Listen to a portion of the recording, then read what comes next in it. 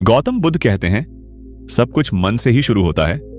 आप जो कुछ भी महसूस करते हैं, जो कुछ भी सोचते हैं और जो कुछ भी अपने जीवन में अनुभव करते हैं, वह सब मन के रास्ते होकर ही गुजरता है। जीवन में कोई भी घटना सीधे बाहर से नहीं आती। हर अनुभव पहले भीतर जन्म लेता है और फिर बाहर आकार लेता है। मन आगे चलता है और जीवन उसके पीछे पीछे। ठीक वैसे ही जैसे बाल्टी में बंधी हुई रस्सी अपने पीछे पूरी बाल्टी को खींचती चली जाती है। आप चाहे जितनी ताकत लगा लो, बाल्टी को अलग दिशा में नहीं ले जा सकते जब तक रस्सी की दिशा नहीं बदलोगे।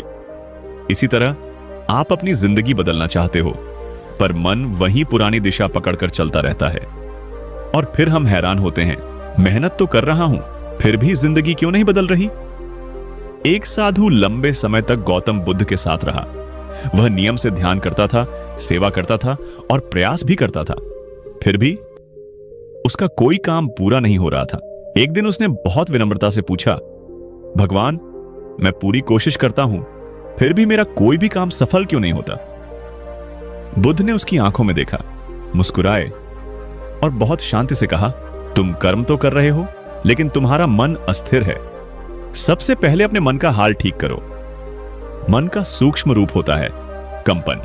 जैसी मन की फ्रीक्वेंसी होगी वैसे ही विचार जन्म लेंगे। जैसे विचार होंगे वैसे भाव बनेंगे, और जैसे भाव होंगे वैसा ही कर्म निकलेगा। इसीलिए गौतम बुद्ध कहते हैं, अगर मन अशुद्ध है तो कर्म चाहे जितना बड़ा हो, उसका परिणाम टूटा हुआ ही होगा। कर्म महत्वपूर्ण है, लेकिन कर्म के पीछे छिपा भाव उससे भी ज्यादा शक्तिशाली होता है। यही कारण है कि दो लोग एक जैसा काम करते हैं, लेकिन एक सफल होता है और दूसरा थक कर टूट जाता है। क्यों? क्योंकि एक का मन शांत होता है और दूसरे का मन बिखरा हुआ। इसीलिए बुद्ध कहते हैं, डिस्ट्रैक्शन इज स्लो डेथ। मतलब मन का बिखराव धीरे धीरे आपकी ऊर्जा, आपका आत्मविश्वास और आपकी दिशा तीनों को खत्म कर देता है। जो व्यक्ति अपने मन के प्रति सजग नहीं होता, वह जीवन में जाने अनजाने अपने ही लिए संघर्ष खड़ा कर लेता है। स्वामी विवेकानंद इसी सत्य को और गहराई से समझाते हैं। वे कहते हैं, मन शरीर की सूक्ष्म शक्ति है जिस पर पूरा शरीर टिका हुआ है। आप किसी ऊंची इमारत को देखिए, आपको मंजिलें दिखेंगी, खिड़कियां दिखेंगी, रंग रोगन दिखेगा, लेकिन नींव नहीं दिखेगी। फिर भी इमारत कितनी ऊंची जाएगी, यह तय करता है केवल उसकी नींव। ठीक उसी तरह हमारा शरीर दिखाई देता है, हमारी पर्सनैलिटी दिखाई देती है, हमारा आत्मविश्वास दिखाई देता है, लेकिन मन दिखाई नहीं देता। और यही अदृश्य मन हमारे पूरे जीवन की नींव बनाता है।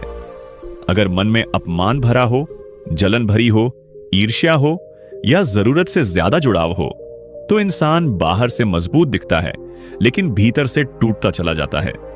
धीरे धीरे शरीर थकने लगता है, निर्णय लेने की शक्ति कमजोर पड़ जाती है और साहस खत्म होने लगता है। इसीलिए कहा गया है, शरीर बाद में डूबता है, पहले मन डूबता है। स्वामी विवेकानंद कहते हैं, अच्छे शब्द और अच्छे विचार भीतर की सबसे शक्तिशाली औषधि होते हैं। आप खुद से कैसे बात करते हो, यही तय करता है कि आप जीवन से कैसे लड़ोगे। अगर आप खुद से कहते हो, मैं नहीं कर सकता, तो शरीर पहले ही हार मान लेता है। लेकिन अगर आप खुद से कहते हो, मैं सीख सकता हूं आराम, तो मन रास्ता ढूंढ ही लेता है। इसलिए रोज कुछ क्षण रुकिए, खुद से पूछिए, इस वक्त मेरा मन किस अवस्था में है। अगर भीतर तनाव है, डर है या शिकायत है, तो वहीं रुक जाइए।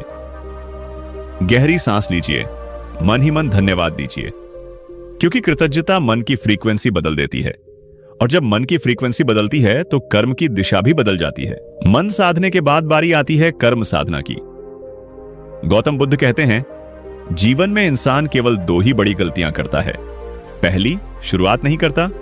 दूसरी, शुरू करके बीच में रुक जाता है। अधिकतर लोग हारते नहीं हैं, वे रुक जाते हैं। सबसे बड़ा धोखा है, कल कर लूंगा। पर सच्चाई यह है, कल केवल तारीख बदलता है, जिंदगी नहीं। जब तक तुम नहीं बदलते, तब तक परिस्थितियां भी नहीं बदलती। इसलिए अपनी टू डू लिस्ट साफ रखो। जो करना है पूरे मन से करो, और जो नहीं करना उसे ईमानदारी से हटा दो, क्योंकि आधा मन सबसे बड़ा शत्रु होता है। यह जीवन खाली बैठने के लिए नहीं है।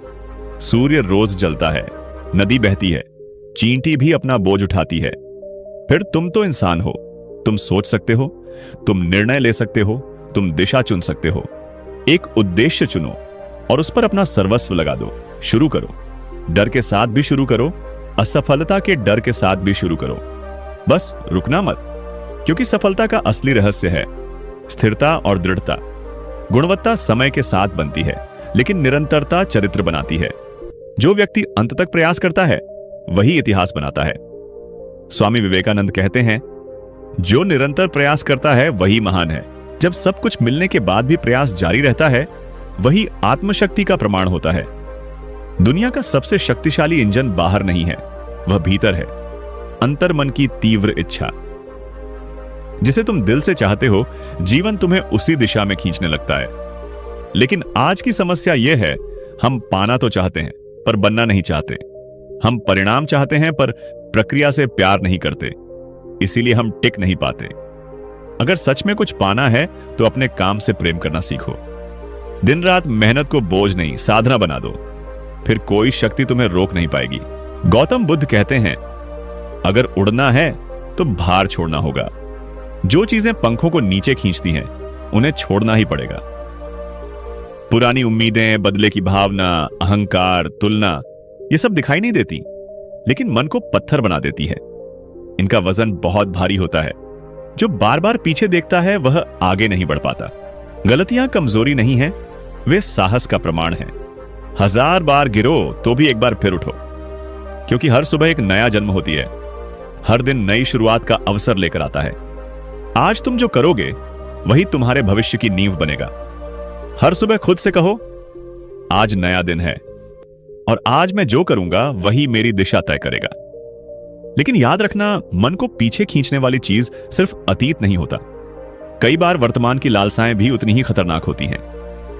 गौतम बुद्ध कहते हैं, सबसे बड़ी बीमारी है तृष्णा। तृष्णा यानी सस्ता सुख, डोपामिन की लत, लगातार चाह। जो इंसान सुख का गुलाम बन जाता है वह धीरे धीरे अपने विवेक का स्वामी खो देता है। तृष्णा पूरी करने की नहीं, छोड़ने की साधना है। जब मन हल्का होता है तभी आत्मा उड़ान भरती है। सारांश, जीवन बाहर से नहीं बदलता, भीतर से बदलता है। मन जैसा होगा जीवन वैसा ही बनेगा। सबसे बड़ी हार है शुरुआत न करना और बीच में रुक जाना। कल सबसे खतरनाक झूठ है। अगर आज नहीं बदले तो कल भी कुछ नहीं बदलेगा। उड़ना है तो बोझ छोड़ना होगा। और अगर जीवन को सच में सुंदर बनाना है तो तृष्णा और सस्ते सुख की लत छोड़नी होगी। वीडियो आपको अच्छी लगी तो वीडियो को एक लाइक जरूर करें। ऐसे शानदार मोटिवेशनल वीडियो देखने के लिए हमारे चैनल ड्रीम 2 को सब्सक्राइब जरूर करें। धन्यवाद।